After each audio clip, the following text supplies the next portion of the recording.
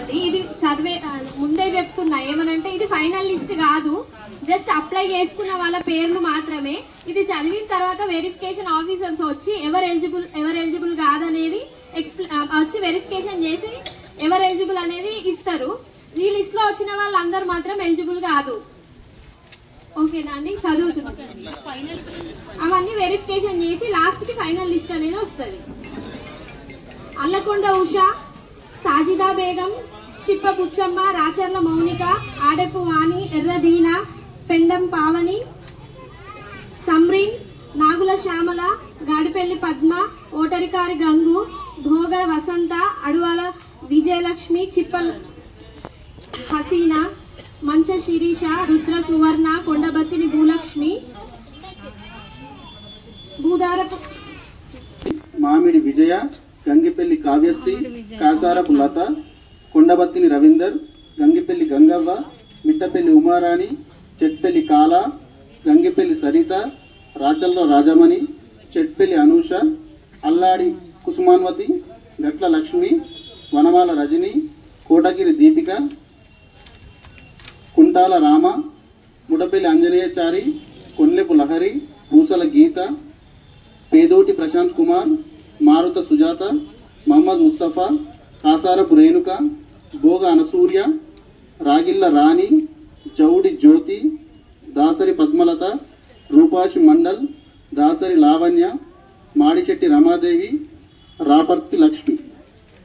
ఎన్నో వాటిలకు ఎన్నో మాట్లాడతాం కానీ ఇక్కడ మాట్లాడాలని మస్తు భయం అవుతుంది నాకు.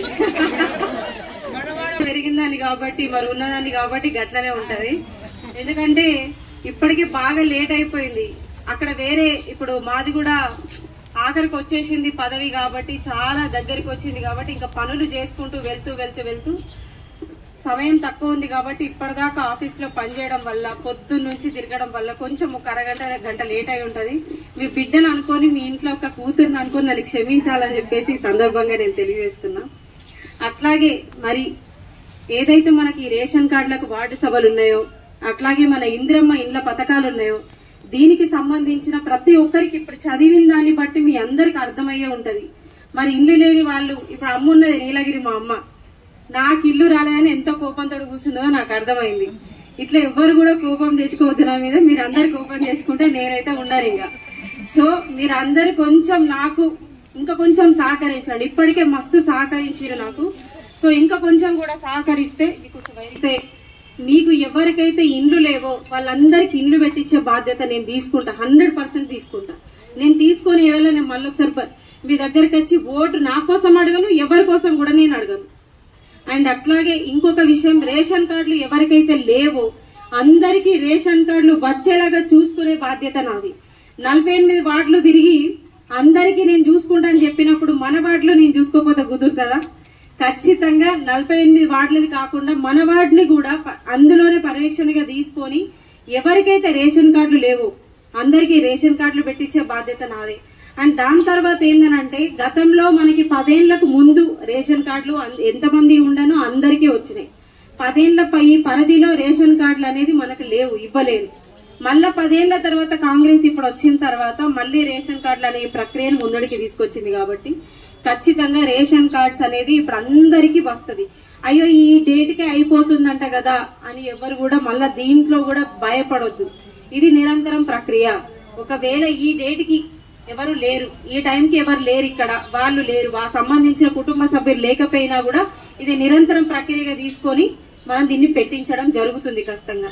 ఇవన్నీ ప్రభుత్వం ముందడికొచ్చి మన కోసం ఇన్ని పథకాలు మనకు అమలు చేస్తుంది. మరి పెన్షన్స్ ఏమయ్యాయని మా అవ్వలందరూ అడగవచ్చు.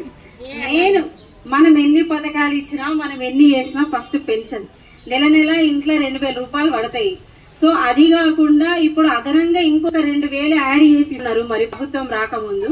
మరి ఏమైంది అని మీరు అడుగుతారు. ఓకే సరే, ఇది కొత్త సంసారం అవునా కాదా?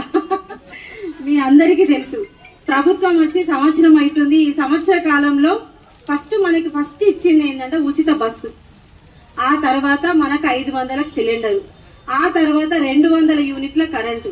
నాకు తెలిసి మీ అందరికి వస్తుందనే నమ్మకంతో నేను మాట్లాడుతున్నాను. కొంతమందికి ఏమైందంటే మనం ప్రజా పరిపాలన దరఖాస్తులు తీసుకున్నాం, ఈ ప్రభుత్వం వచ్చిన తర్వాత ఇదే ఇక్కడనే కూర్చొని మనందరం తీసుకున్నాం. అయితే తీసుకున్న క్రమంలో ఏమైందంటే చాలా మందికి తెలియకుండా ఎక్కడో టిక్ చేయాల్సిన ప్లేస్ లో ఒక కార్డు టిక్ చేయడం వల్ల అది కొంతమందికి రాలేకపోతున్నాయి, కొంతమందికి జీరో బిల్లు రాలేకపోతుంది, కొంతమందికి సిలిండర్ పైసలు రాలేకపోతున్నాయి.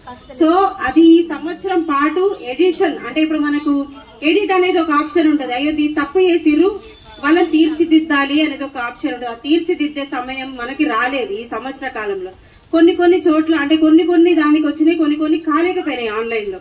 సో అది మీరందరికీ అర్థం కావాలని ఇంత నేను చెప్పడం జరుగుతుంది. సో ఇప్పుడు మళ్ళీ మనకి ప్రజా పరిపాలన ఈ దరఖాస్తులు మళ్ళీ వచ్చినాయి కాబట్టి రేషన్ కార్డులు మనం ఖచ్చితంగా మంజూరు చేసుకుందాం. పాత రేషన్ కార్డులు ఉన్న తల్లిదండ్రులు ఉంటారు, వాళ్ళని తీసి వాళ్ళకి వేరే రేషన్ కార్డు ఇవ్వాలి. పిల్లలు లేని వాళ్ళకి పిల్లల్ని ఎక్కియాలి. ఫస్ట్ పిల్లలు ఎక్కని వాళ్ళు ఉంటారు, వాళ్ళని పిల్లల్ని ఎక్కియాలి.